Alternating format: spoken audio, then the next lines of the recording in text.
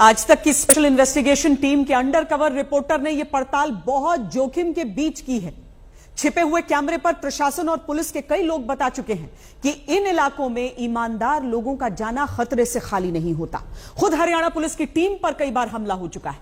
यह सब कुछ इसीलिए हो पाता है क्योंकि सिस्टम के भीतर ही भ्रष्टाचारी बैठे हैं जो खनन माफिया के साथ अवैध रूप से पहाड़ खत्म करने की डील करते हैं।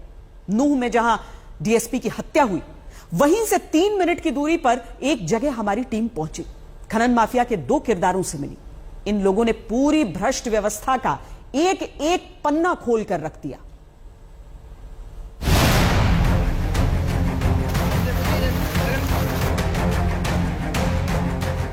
हरियाणा के नूह में वो इलाका जहां 19 जुलाई को खनन माफिया को रोकने के दौरान डंपर डीएसपी सुरेंद्र सिंह को कुचल कर मार देता है।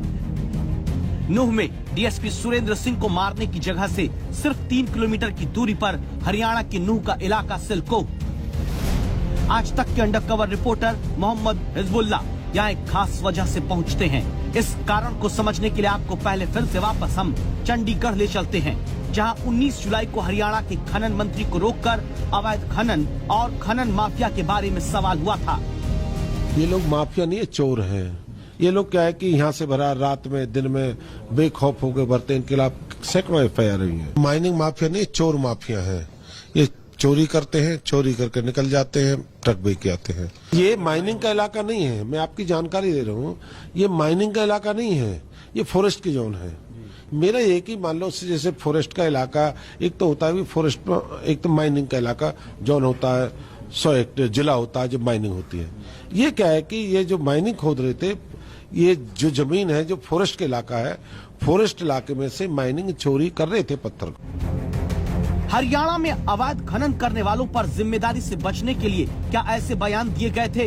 इस सवाल की वजह ऑपरेशन अरावली में अब सामने आने जा रही है, जहां आज तक के छिपे हुए कैमरे पर सामने आता ये चेहरा है हसन का, खनन माफिया के गिरोह से जुड़ा एक अहम किरदार, जिसने खुलासा करते हुए बताया है कि प्रशासन और पुलिस की मिलीभगत करा के अवैध खनन का काम बेहिसाब बेखौफ चलता है।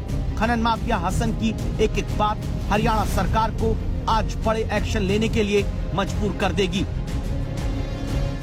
यहाँ तो इतना ही है, 4000 रुपये बचेगा, 3 बचेगा, 3500 बचेगा, इतना बचेगा। अब यहाँ चक्कर तो यूँ है ना, अगर हमारे दाव लग जाए तो हम 10 चक्कर भी फेंक दें। दाव लग जाते 1-2 चक्कर भी घेर दें, इतना। अरे 10 चक्कर भी निकाल देते। हाँ, जब लग जाता है तो घेर दें और गिरे जी ऐसे ही। अब प्रशासन से मिल के वैसे तक हो गया चोरी। प्रशासन को पैसे देते लेवा भाई वे तो।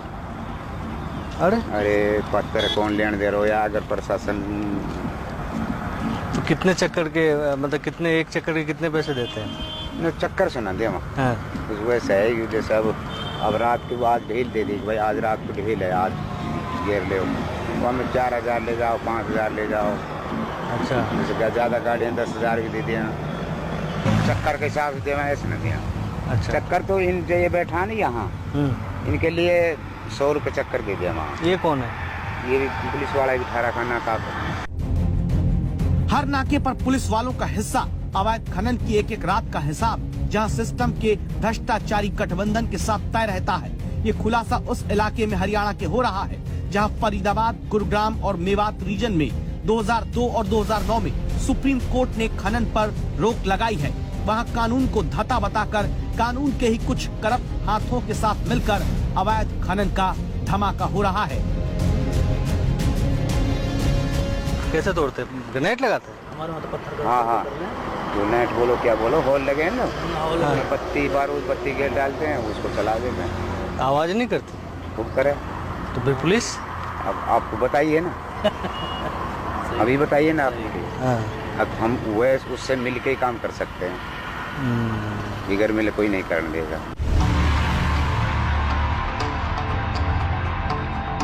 ऐसी मिली भगत ही क्या 19 जुलाई को डीएसपी की माफिया के हाथों हत्या की वजह बनी, जहां ईमानदारी का कत्ल है और भ्रष्टाचारियों के लिए पैसा। इस पूरे सिस्टम को बेनकाब करता अगला चेहरा भी ऑपरेशन अरावली में सामने आया है। आसीन, खनन माफिया का किरदार नंबर 4। इस खेल का पूरा कच्चा चिट्ठा ये सिलसिलेवार तरीके से खोलता जा रहा है। अच्छा, एक डंपर का कितना चार्ज लगेगा? एक डंपर तो करीब